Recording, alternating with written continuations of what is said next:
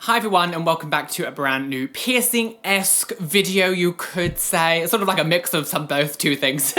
So I wanted to come on today just to talk about something a little bit more serious that I've been thinking about a little bit in my life recently. And this isn't like a pity party or anything to be like, oh, feel sorry for me, because that's not what I want. So I am 27. I've never once ever been on a date. I've had one boyfriend and that was a long distance relationship, and then turns out he completely manipulated me and emotionally abused me for a year basically. I guess that's all I've really had in the terms of a boyfriend or experience with people, and I guess I'm a little bit lonely. I've never really spoken about this or told anyone about this before, so it's a bit of a weird feeling to say it now on camera. I have a battle with myself quite recently, and I've been thinking about this a lot. Although my happiness is never ever reliant on someone else, and I'm always a very, very firm believer in that, and I will stick by that, you know. My happiness doesn't have to rely on having someone in my life. And I have an amazing friendship group, and I have so many amazing friends who I adore so much, and you know who all of you are. I love you so much, but there's still that little one part of me that they cannot fulfill, and they can't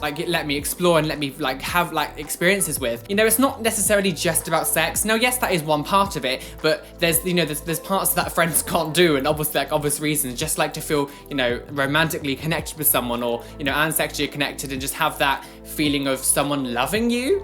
And it's something that I've never really experienced before in my life. Oh, I don't want to get emotional. I didn't think I was going to get emotional. This isn't again, this isn't me trying to make people feel sorry for me or anything.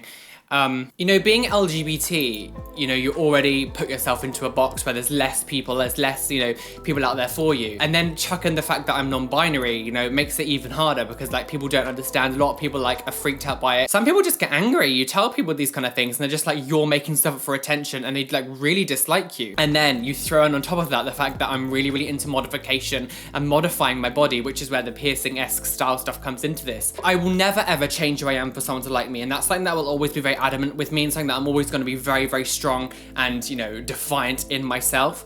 However, I can't help but feel the further along I go down my road of modification, the less attractive I am going to be to a lot of people, and the harder it is for me to to find someone who will like me for me. You know, I spoke to my friend Will about this a little while ago, and he was like, well, Roland, would you... Roland? Oh God, triggered. Would you feel comfortable even looking like everyone else? And I was just like, no, that's not something I want. And also chuck on the fact that I'm bald. Especially in the gay community, baldness is a sign of, people always assume that you're either ill, you are old, or, you know, it's just very unattractive. And people can say to me that's not the case, but unless you're bald, you can't say that. You might have had a good experience, and the majority of the time, yeah, it is good, but when it comes to finding someone who wants to be with you, a lot of people don't like that. And you've got to put on the fact that with me being non-binary, and the fact that sometimes I like to present more female looking and female-esque stuff, to a lot of people, you're kind of either fetishized or you're not desirable. You're just that person. You're the friend, or you're the funny friend, or you're the stylish friend, or you're the fabulous friend.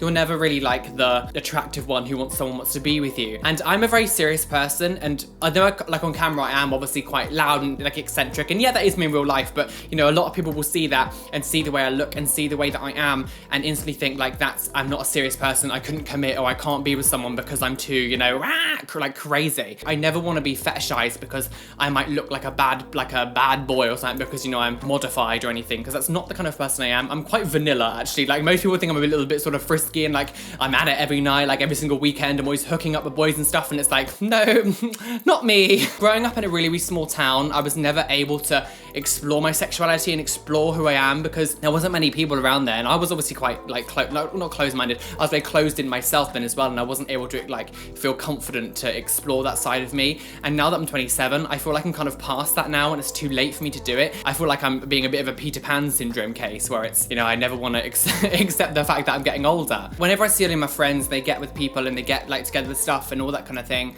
it's never I'm never ever jealous. It's not a jealous feeling that I have when I see that, because I'm always very, very happy for anyone in my life who can find someone, but it's more of a sort of a longing, or a slightly sad feeling, because I really wish I could experience that, and I haven't yet in my life, and I'm starting to feel I probably won't. People don't want to admit it, but not every single person finds someone, not every single person has love, and not every single person is lucky enough to find that, and I kind of feel I'm one of those people. I'd be lying if I said that me going to the gym recently recently I've been sort of going to the gym, getting a little bit more in shape and stuff, and part of that is because I want a better body and I want to be more fit, and I like, you know, I like to fit, like fill out clothes a little bit more and stuff, that kind of thing. But you know, half of it is because, you know, I'm trying to look a little bit more attractive to people, because I already know that, you know, one side of me is very unattractive to a lot of people. Yeah, I get it. I could find a modded person who was the LGBT, but again, that's like a really empty bucket of people, like compared to the wide variety of people that are out there. Like that's a very niche section. You know, it's a bit sad to sort of say that, but like I think that's kind of the world we live in, especially in the gay community. Like let's be honest, like we're very, very critical about everyone and the way you look, and if you're like ever so slightly,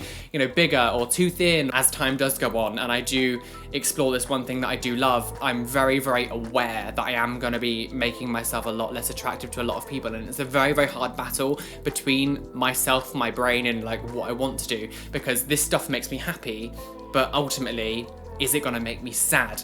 Because I might not find someone because I've modified myself too far, that I could be too modified for love. And at the stage that I am now, like with my appearance and with the way that I look and present myself, I already found it to be a barrier already. And not just like within things like workplaces or like people not taking me seriously, but when it comes to dating and stuff, I always feel like I'm not going to be good enough for someone, or like I don't want to, because of the stuff that happened to me a few years ago, it did give me like a massive complex and a massive fear to even let my heart out to anyone, because I don't want to be hurt. Yeah, like I've had a crush on someone now for about a year and I've still not told them, because that's how pathetic I am. Like I'm just so terrified of being let down. And I always think to myself, well, why would someone want to be with me because I look like this? Ultimately, I am gonna go down my road because I feel like I would regret it if I don't. I do really, really, really want to like reiterate to people who are watching this, like never be scared to be who you are, and never be scared to go, you know, down a road that you want to go down in order to make yourself happy, because ultimately you will regret not doing that in the long run. But just obviously be aware that when you do certain things, they do have long-term consequences. I think a lot of people, when they come to modification, they will just do things on a whim and then don't realize that some things do leave marks, some things do affect you like in the long run, and unfortunately that's just like the world we do live in. Don't be ashamed or be embarrassed about feeling lonely or feeling like you're missing out on something that you really want to experience, because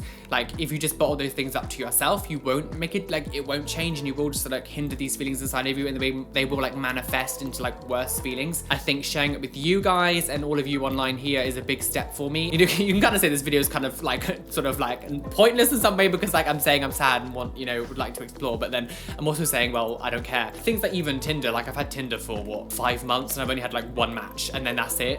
Again, this isn't a pity party, this isn't me trying to make you feel sorry for me, this is just me just speaking the kind of thing that's on my mind at the moment. Maybe I'm just being dramatic or something, I don't know. But if you haven't gone through anything similar to this, or you might be going through something that's kind of similar, let me know down below. I'd love to hear your thoughts on this. I will be back on Thursday for another sort of like high energy video and be more happy and fabulous. Please hit the like button because that's really helped me out. Subscribe for more videos below, and a massive shout out to Kelly and Stephanie, who are my top 2 patrons. I adore you. Thank you for making me do this like as a job. If you want to help me out and stuff and be supportive with the ad apocalypse, a Patreon link is in the top of the description, and you can come and support me on there. Also, come follow me on Twitter and Instagram. My links are down below, and I should be getting merch out soon, which is fun.